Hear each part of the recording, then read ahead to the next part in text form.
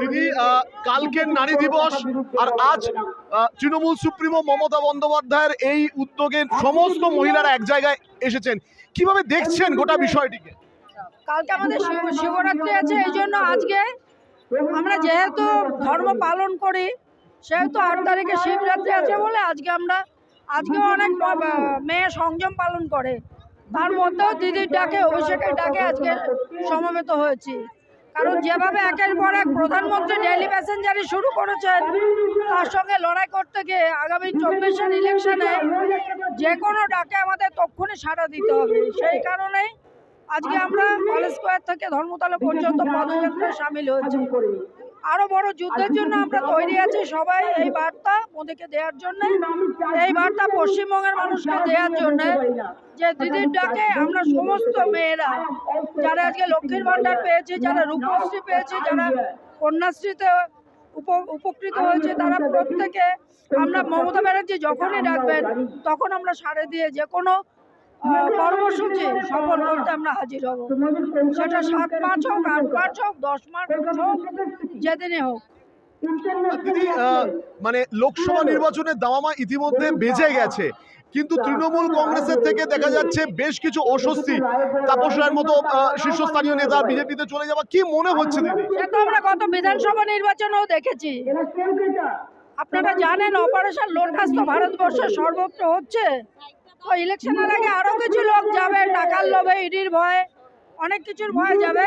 তাতে আমার মনে হয় আমাদের সংগঠন খুব একটা ক্ষতিগ্রস্ত হবে না। আমরা চিত্র দেখে নিয়েছি, যারা গেছিলেন তারা আবার নাকের জলে চোখের জলে ফিরে এসছেন। বিজেপিতে তাদের কি সম্মান দিয়েছে আমরা দেখেছি, সবাই জানি। আমরা অনেকেই তো ছেড়ে গেছিলেন, আবার তো ফিরে আসছেন একে একে। তো সুতরাং ইলেকশনের আগে এগুলো হবে, আমরা এগুলো ধরে নিই এবং এদের লক্ষণ থেকে বোঝা যায় কে কে বিজেপিতে যাবে। দীর্ঘদিন ধরে আপনি পৌরমাতার দায়িত্ব সামলাচ্ছেন, একেবারে মানুষের সাথে মিশে আপনি কাজ করেন। এই যে খানিকটা অস্বস্তিতে, এটা কি তৃণমূল কংগ্রেসের কর্মী সমর্থক বা সাধারণ মানুষের মধ্যে কোনো ইম্প্যাক্ট ফেলে মনে করেন? মনে হয় না, কারণ আমরা মোটামুটি জানি যারা দল ছেড়ে যান কোনো একটা স্বার্থে যাচ্ছে, নীতি আদর্শগত কোনো সম্পর্ক তার সঙ্গে নেই। মোদীর নীতি, মোদী আদর্শ এমন কিছু উন্নত আদর্শ, উন্নত নীতি নয় যার জন্য তৃণমূল কংগ্রেস ছেড়ে যেতে হবে। আর যারা ছেড়ে যাচ্ছেন তারা বলছেন তৃণমূল দুর্নীতিগ্রস্ত। এই দুর্নীতিগ্রস্ত দলটাই ওরা ছিলেন। ইলেকশনের বাজনা বাজার পরে মনে পড়েছে দলটা খুব খারাপ।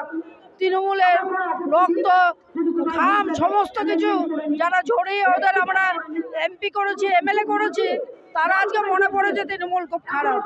এটা আমরা জানি। কিছু কিছু গদ্দার যাবে, তাতে দলের কিছু যায় আসে না। অনেক ধন্যবাদ। আমরা এই ছবি আপনাদের সামনে তুলে ধরছি, যেখানে মমতা বন্দ্যোপাধ্যায় আজকে নারী দিবসে উপলক্ষে মহিলাদের বিশাল সমাবেশ তিনি বক্তব্য রাখছেন। সেখানে কিন্তু তৃণমূল কংগ্রেসের পৌর প্রতিনিধিরা তারাও কিন্তু এসে হাজির হয়েছেন আজকের এই বিশাল জনসভায়। আপনারা দেখতে পাচ্ছেন যে ইতিমধ্যে তৃণমূল কংগ্রেসের মহিলা সমর্থকরা তারা কিন্তু জড়ো হয়েছেন পৌরমাতাকে সঙ্গে নিয়ে।